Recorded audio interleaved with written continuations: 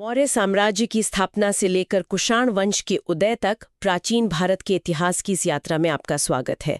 हमारे पास कुछ बहुत ही शानदार नोट्स हैं जो इस दौर की कहानी बताते हैं। आज हम सिर्फ ये नहीं देखेंगे कि कौन राजा कब आया, बल्कि ये समझने की कोशिश करेंगे कि जब एक विशाल अखिल भारतीय साम्राज्य टूटता है तो उसके बाद होता क्या है। क्या सब कुछ बिखर जाता है या एक नए तरह का भारत उभरता है? बिल्कुल, ये कहानी सिर्फ राजाओं और तारीखों की नहीं है, बल्कि विचारों, संस्कृतियों और सत्ता के बदलते स्वरूप की है। हम देखेंगे कि कैसे एक साम्राज्य की राख से कई नई शक्तियां पैदा हुईं और कैसे बाहर से आए लोगों ने भारत को हमेशा के लिए बदल दिया। तो कहानी की शुरुआत वहीं से करते हैं, जहां से भारत का पहला महान साम्राज्य शुरू हुआ। शुरू करते हैं मौर्य वंश के संस्थापक से, चंद्रगुप्त मौर्य। जी।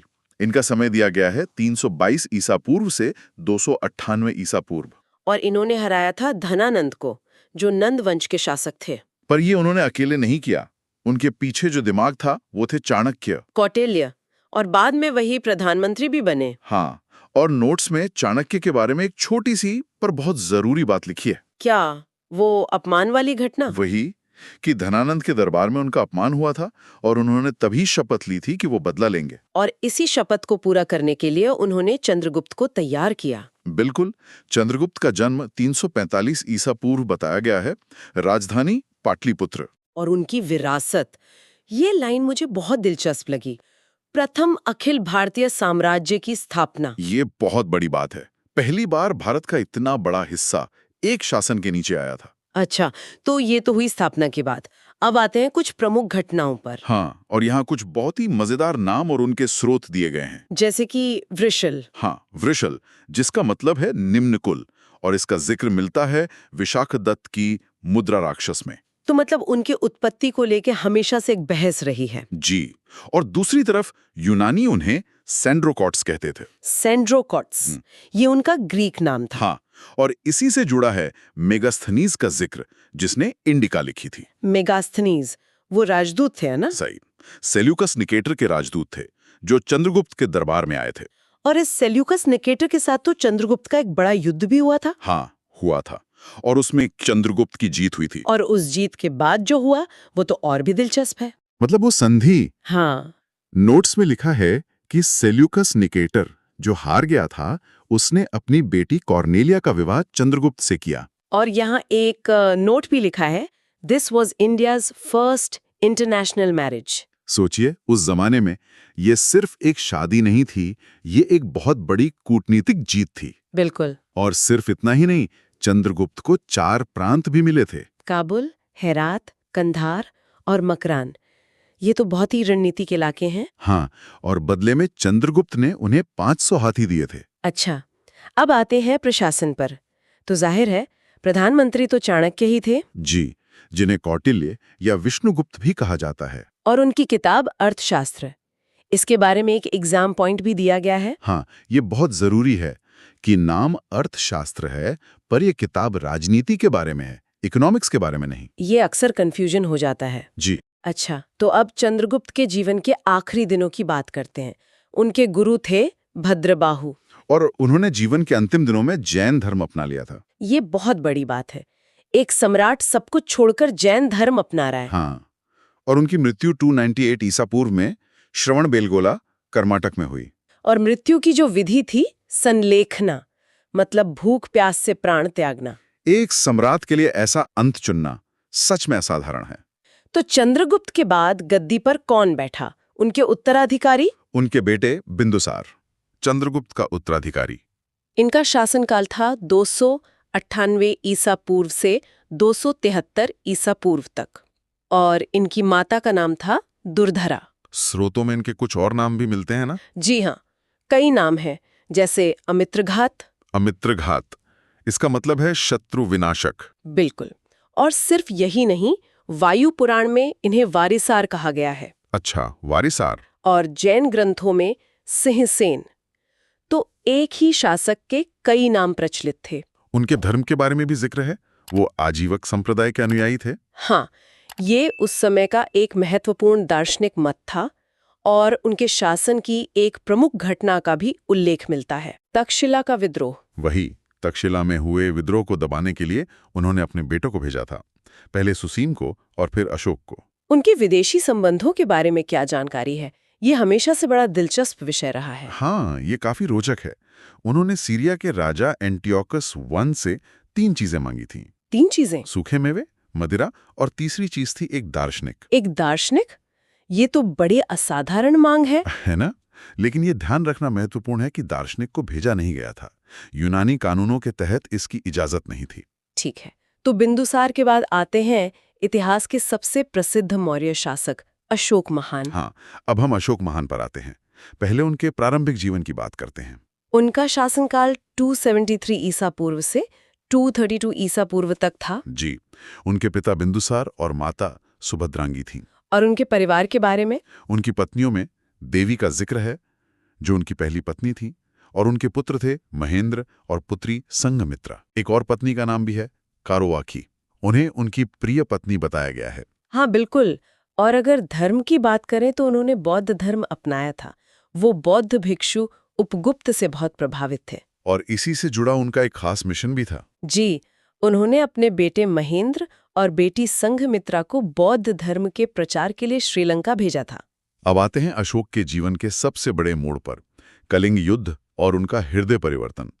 ये इतिहास का एक निर्णायक मोड़ था। बिल्कुल। अशोक का राज्याभिषेक हुआ था 269 ईसा पूर्व में। और कलिंग का युद्ध? कलिंग का युद्ध उनके राज्याभिषेक के 8वें वर्ष में हुआ, मतलब 261 ईसा पूर्व में। और इस युद्ध का परिणाम कह सकते हैं कि दुनिया के इतिहास में अनोखा था। हाँ, क्योंकि भीषण रक्तपात के बाद अशोक का पूरी तरह से हृदय परिवर्तन हो गया। और इस परिवर्तन के बाद उन्होंने एक शपथ भी ली। उन्होंने भविष्य में कभी भी शस्त्र न उठाने की शपथ ली, और स्रोत के अनुसार वो दुनिया के पहले सम्राट थे जिन्होंने 3 बड़े काम किए। पहला तो युद्ध का त्याग। हाँ। दूसरा, विदेशों में धम्म का प्रचार किया। हाँ। और तीसरा, वो शिलालेखों के जनक बने। तो इसे एक प्रवाह की तरह देख सकते हैं, युद्ध, फिर हृदय परिवर्तन और फिर धम्म। बिल्कुल सही। वॉर, ट्रांसफॉर्मेशन एंड देन धम्म। चलिए अब अशोक के अभिलेखों की बात करते हैं, मतलब पत्थरों पर लिखे संदेश। इनके मुख्य रूप से 3 प्रकार थे। शिलालेख, जिनकी संख्या 14 है। स्तंभलेख? हाँ, 7 स्तंभलेख। और 3 गुहालेख, यानी गुफाओं में लिखे लेख। इन अभिलेखों की खोज किसने की और इन्हें सबसे पहले पढ़ा किसने, ये अपने आप में एक कहानी है तो इनकी खोज 1750 में पादरी टीफेनथेलर ने की थी, लेकिन इन्हें पढ़ने में, मतलब डिसाइफर करने में काफी समय लगा। और ये काम किया जेम्स प्रिंसेप ने। जी, 1847 में जेम्स प्रिंसेप ने इन्हें सफलतापूर्वक पढ़ा। अच्छा, इन अभिलेखों की भाषा और लिपि क्या थी, क्योंकि साम्राज्य तो बहुत बड़ा था। बहुत अच्छा सवाल है। भाषा एक ही थी, प्राकृत, जो आम लोगों की भाषा थी। लेकिन लिपियां अलग अलग थीं। हाँ, 4 अलग अलग लिपियों का इस्तेमाल हुआ। भारत में ब्राह्मी, पाकिस्तान के इलाके में खरोष्टी, बिल्कुल, और अफगानिस्तान में ग्रीक और अरामाइक।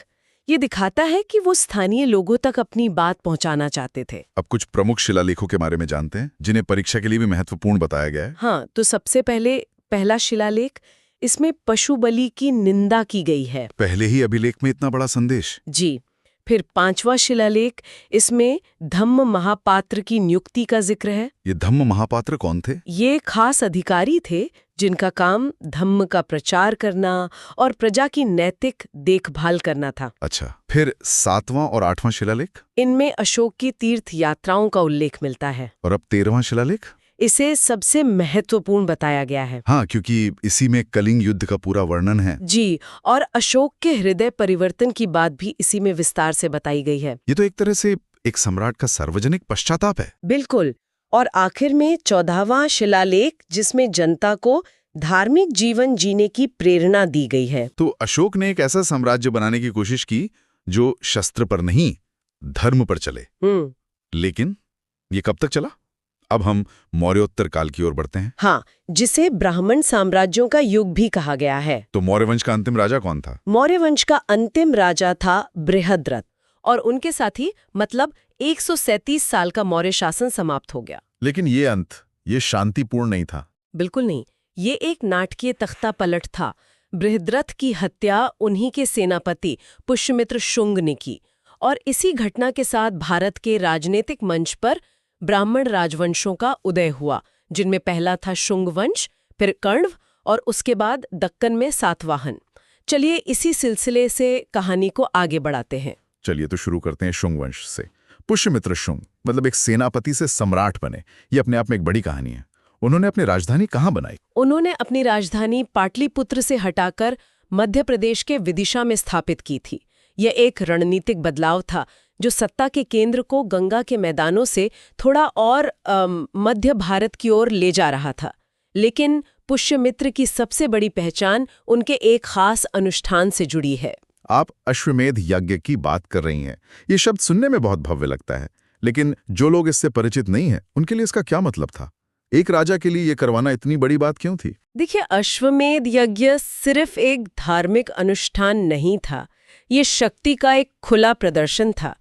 इसमें एक घोड़े को 1 साल के लिए स्वतंत्र रूप से घूमने के लिए छोड़ दिया जाता था और उसके पीछे राजा की सेना चलती थी।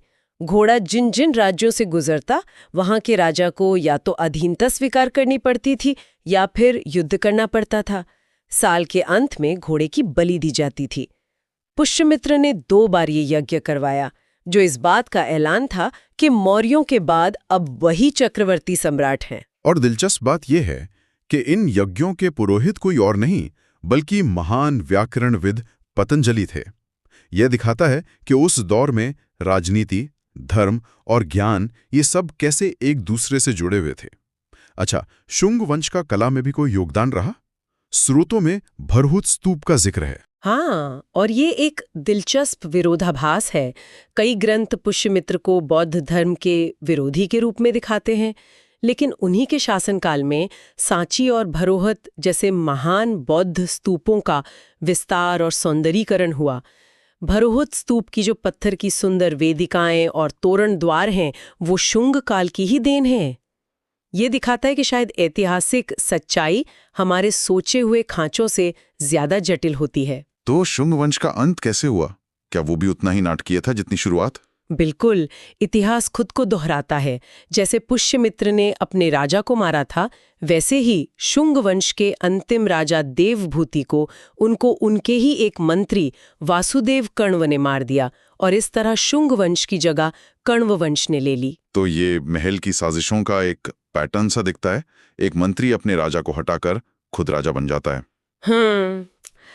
कण्व वंश के बारे में हमारे स्रोत ज्यादा कुछ नहीं बताते हैं, सिवाय इसके कि ये एक छोटा और अल्पकालिक वंश था। सही कहा, कण्व वंश एक तरह से एक ट्रांजिशनल दौर था। वे ज्यादा समय तक सत्ता में नहीं रह पाए और जल्द ही दक्कन में एक नई और बहुत शक्तिशाली शक्ति का उदय हो रहा था, जिसने उन्हें हटा दिया, सातवाहन वंश। सातवाहन, इन्हें तो उत्तर और दक्षिण भारत के बीच का सेतु भी कहा जाता है। हाँ, इन्होंने एक बहुत बड़े इलाके पर लंबे समय तक राज किया। इनकी शुरुआत कैसी हुई? इनके संस्थापक का नाम सिमुक था। उन्होंने महाराष्ट्र के प्रतिष्ठान को अपनी पहली राजधानी बनाया, जिसे पैठन भी कहते हैं। बाद में अमरावती भी उनकी एक महत्वपूर्ण राजधानी बनी। लेकिन सातवाहनों की सबसे अनोखी बात उनकी राजनीति नहीं बल्कि उनका समाज था। आप उनके मात्र सत्तात्मक समाज की ओर इशारा कर रही हैं। ये उस जमाने के हिसाब से बहुत ही अलग बात थी। स्रोतों में इसका क्या सबूत मिलता है? इसका सबसे बड़ा सबूत उनके राजाओं के नाम में मिलता है। कई राजा अपने नाम से पहले अपनी माँ का नाम लगाते थे, जैसे गौतमी पुत्र सातकर्णी। इसका मतलब है गौतमी का पुत्र सातकर्णी। यह दिखाता है कि समाज में महिलाओं और विशेषकर माँ का स्थान बहुत सम्मानजनक था। हालांकि शासन पितृसत्तात्मक ही था, मतलब राजा का बेटा ही राजा बनता था, लेकिन पहचान माँ से जुड़ी थी। ये वाकई अनोखा है। उनकी भाषा प्राकृत थी, जो आम लोगों की भाषा थी। लेकिन सिक्कों के मामले में भी उन्होंने कुछ नया किया, है ना? हाँ, उन्होंने सोने चांदी के बजाय ज्यादातर सीसे और पॉटीन के सिक्के चलाए। पॉटीन एक तरह का मिश्र धातु होता है। यह बताता है कि उनका साम्राज्य शायद व्यापार पर बहुत ज्यादा निर्भर था, खासतौर पर रोम के साथ होने वाले समुद्री व्यापार पर, जहां छोटे मोटे लेन देन के लिए इन सिक्कों की जरूरत पड़ती थी। और उनकी एक और विरासत है जिसका असर भारतीय समाज पर सदियों तक रहा, और वो थी ब्राह्मणों को भूमि दान देने की प्रथा की शुरुआत। ये एक बहुत बड़ा कदम था। इससे पहले राजा पुरोहितों को गायें, सोना या नकद दान में देते थे, लेकिन सातवाहनों ने उन्हें टैक्स फ्री जमीनें देना शुरू कर दिया। इस एक प्रथा ने आगे चलकर भारत में सामंतवाद की नींव रखी, सत्ता का विकेंद्रीकरण हुआ और एक नया जमींदार वर्ग पैदा हुआ। इसका असर आज भी कहीं ना कहीं देखा जा सकता है। तो जब भारत के अंदर ये राजवंश अपनी सत्ता जमा रहे थे, तब उत्तर पश्चिम सीमा पर एक अलग ही कहानी चल रही थी। मौर्यों की बनाई मजबूत दीवार अब टूट चुकी थी। और उस टूटे दीवार से मध्य एशिया के कई कबीले और शासक भारत में दाखिल होने लगे। ये कोई एक हमला नहीं था, बल्कि एक के बाद एक आने वाली लहरें थीं। इनका क्रम समझना बहुत जरूरी है, क्योंकि हर समूह अपने साथ एक नई संस्कृति और नया प्रभाव लेकर आया। तो क्या था ये क्रम? सबसे पहले आए हिंद यूनानी यानी इंडो ग्रीक्स, जो सिकंदर के उत्तराधिकारी थे। उनके बाद मध्य एशिया से आए शक, फिर ईरान से आए पहलव, जिन्हें पार्थियंस भी कहते हैं, और अंत में चीन की सीमाओं से आए कुषाण, जो इन सब में सबसे शक्तिशाली साबित हुए। इसे याद रखने के लिए एक ट्रिक भी है ना, ISP के। हाँ, I studied physics and chemistry. I say Indo Greeks, S से शक, पी से पहलव और के से कुषाण। चलिए इन पर एक एक करके नजर डालते हैं। सबसे पहले इंडो ग्रीक्स। इनका भारत पर सबसे बड़ा प्रभाव क्या था? दो चीजें सबसे खास हैं। पहली, भारत में व्यवस्थित रूप से सोने के सिक्के सबसे पहले इन्होंने ही चलाए। इन सिक्कों पर राजा का चेहरा और नाम बहुत खूबसूरती से उकेरा होता था, जो भारतीय सिक्कों के लिए एक नई बात थी। दूसरी चीज थी कला, जिसे हेलेनिस्टिक आर्ट कहते हैं। इसमें यूनानी कला की यथार्थवादी शैली का भारतीय विषयों के साथ संगम हुआ। और इनके एक राजा तो भारतीय इतिहास और साहित्य का हिस्सा ही बन गए, मिनांडर। हाँ, मिनांडर, जिन्हें पाली ग्रंथों में मिलिंद कहा गया है। उनकी राजधानी पंजाब में साकल यानी आज का सियालकोट थी। उनकी प्रसिद्धि का कारण है एक किताब, मिलिंद पन्हो यानी मिलिंद के प्रश्न। ये किताब बहुत दिलचस्प है। ये एक यूनानी राजा और एक भारतीय बौद्ध भिक्षु नागसेन के बीच एक दार्शनिक संवाद है। इसमें राजा मिलिंद बौद्ध धर्म से जुड़े गहरे सवाल पूछते हैं और नागसेन उनके जवाब देते हैं। ये उस दौर के सांस्कृतिक और बौद्धिक आदान प्रदान का एक बेहतरीन उदाहरण है। बिल्कुल। सोचिए, एक विदेशी शासक यहाँ की स्थानीय विचारधारा में इतनी गहरी रुचि ले रहा है। ये दिखाता है कि ये सिर्फ एक सैन्य विजय नहीं थी, बल्कि संस्कृतियों का एक संगम था। इंडो ग्रीक्स के बाद आए शक। वे खुद को क्षत्रप कहते थे। इस उपाधि का क्या मतलब है? क्षत्रप एक फारसी शब्द सैट्राप का भारतीय रूप है, जिसका मतलब होता है गवर्नर या प्रांतीय शासक। यह दिखाता है कि वे खुद को एक बड़े ईरानी साम्राज्य के प्रतिनिधि के तौर पर देखते थे। भारत में उनकी कई शाखाएं थीं, लेकिन सबसे प्रसिद्ध राजा हुए रुद्रदामन प्रथम।